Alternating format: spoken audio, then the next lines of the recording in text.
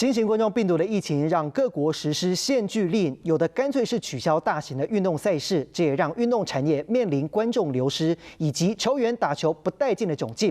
而美国冰球联盟还有美式足球是迫不得已，以现场播放罐头音效的方式，营造球场有7万名观众一般的临场感，让球员嗨起来打球。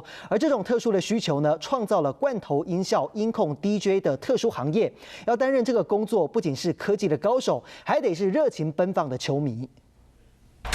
这等场面让人血脉喷张，球员拼搏得分，全场几万名观众欢声雷动。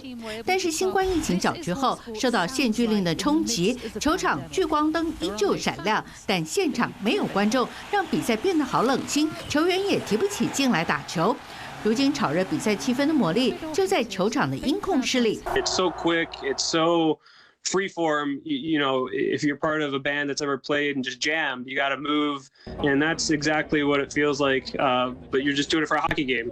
这位音控师的指尖在美式足球联盟和国家冰球联盟录影专用的音效控制面板上滑动。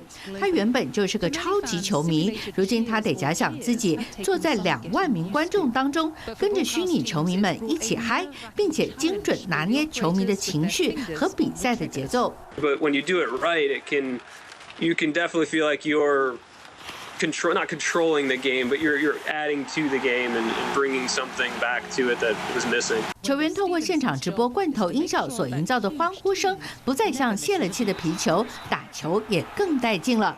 而不准到场观赛的球迷，透过直播的罐头音效，更能沉浸在虚拟的亢奋里，继续热爱这些职业运动，等到疫情消散的那天。We hope to never have to do this again. 因为唯有疫情结束，观众到场疯狂喊叫，感觉才是最真的。华视新闻张平编译。